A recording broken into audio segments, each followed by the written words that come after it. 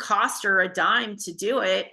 And actually it would probably make her look better and improve, her fan base interaction. So I think it would have benefited Erika, frankly. I would think so too. So then when that doesn't happen, like, are you disappointed? Are you mad? Are the victims mad? Like when there's no follow-up and it was a one-time meeting that was filmed? So the promises that Erika made to Josie and Nancy specifically, I tried to do my best to fulfill those promises. So, I did a number of things for Josie for her real estate business. I'm a photographer. I used to own a glamour studio in the 90s, for everyone who thinks that I just learned how to do a lot of makeup. That's not true. I've always been into glamour makeup. So I did her photographs. So she had new headshots for her business at no cost to her. And then, I have Paul's Ice Cream Company. So I did some really great cookies for her first big grand opening that she was, not grand opening, open house for, her new career. And so I did what I could. Nancy wrote a book about her case, and it's not really about Girardi. Of course, Girardi and Erika are mentioned because it was Girardi Keese that did her case, but it really is about her lawsuit and Tom's son-in-law, who's indicted in the Chicago case. And so I helped Nancy as much as I could to, promote her book and get the word out about it, because it's a really well-written book. And again, Erika could just, tweet out the Amazon link to Nancy's book or whatever and be done with it. At least she wouldn't have to hear my big mouth saying, a year later, yeah, Erika didn't do what she promised she'd do, whatever. So I've done the best I can to make it right. And of course, Kathy, the other person in the meeting, that's my best friend. So we got each other's back no matter what. And, so it doesn't matter what Erika said she would do or wouldn't do with Kathy. We've already done our best to, make up for that already.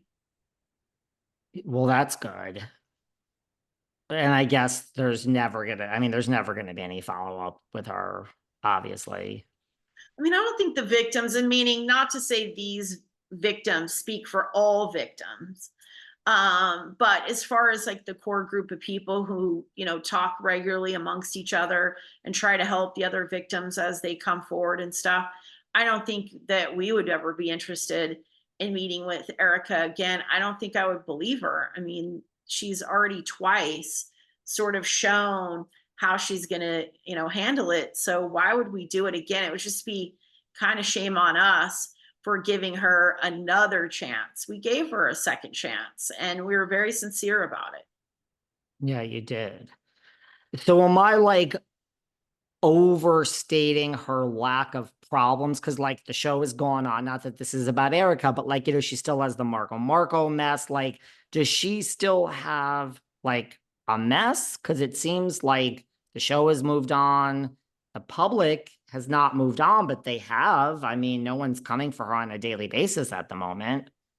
Well, I think unless something comes up specifically criminal related for her, like let's say their taxes or something, I think that the worst of it might be behind her. I do think the Marco case is a big deal. She used Tom's power, his mob boss behavior, to squeeze somebody she was doing business with to benefit herself. And now we're seeing that. And she really destroyed, two people's lives and their mental health. It's really sad. Their case is ridiculous. For somebody to get charged, and I'm coming from the perspective that I know how the Girardi Keese American Express bill thing worked. I know who all had them. I know how they were used. And so, yeah, Erika did probably keep track of her bill monthly and didn't know much, and probably never, we didn't have budgets. Like I would put on a dinner in Washington, D.C. for like a nonprofit. I wasn't given a budget. It was just, you just did it. So I'm sure she wasn't used to that. but she did try to hold them accountable for accounting that she had never followed up on as it went along. And it looks like she was incorrect that they overcharged her 800 grand. I mean, American Express won't even let her have a card in her name. She was trying to put on somebody else's Amex after this all blew up, and American Express contacted that card holder and told them that Erika will not have a card in American Express's name. That to me says everything about the issues between American Express and Marco and Erika. If American Express has taken a stance like that, they think that this was definitely not right. Right. It was definitely not right. It would be interesting if, well, because, like when Chris was here, I asked him, and Chris said, which I kind of agree with, like Marco aside, that's a separate case. But like in terms of like what's going on now with Tom, it's like she's probably not going to be charged for anything. I'm not even saying she should, but like it kind of would have already happened. I mean, feds have what they have. Yeah, I mean, people have to realize, like, Erika didn't work at the firm. So beyond her making Tom popular again or putting him out there in pop culture to sort of do round two of free advertising like Aaron Brockovich, I mean, what was Erika's direct involvement? Her issues, though, are that she didn't return property that's stolen property, really. And so those things could continue to be problematic for her, but I don't, besides taxes, and there are loopholes for that too. Like, there are programs for spouses who didn't really know what was going on enough to be held accountable for the way the taxes were done. So when people say she signed it, like, yeah, we know she signed it. And she was married to Tom and they did their taxes together. And now it seems that he's going to be, convicted for his crimes finally. uh, you know, Again, Erika didn't work at the law firm.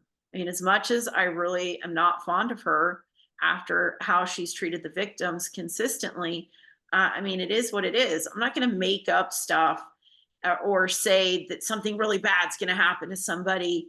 And I don't think it's true. Just for the sake of she's been an asshole to the victims. I mean, I probably said that once. I've said it 1,000 times. She has been, but that's not a crime. That's more morals or like how someone would handle themselves in a bad situation. You can take responsibility and grow from it and learn from it and be a better person in the end, or you can blame everyone else and take no responsibility. That's what Erika's done. She knew she was married to a mob boss. Bullshit, she didn't know that. She scoped him out at the restaurant. She saw her, her possible meal ticket, and she went for it. And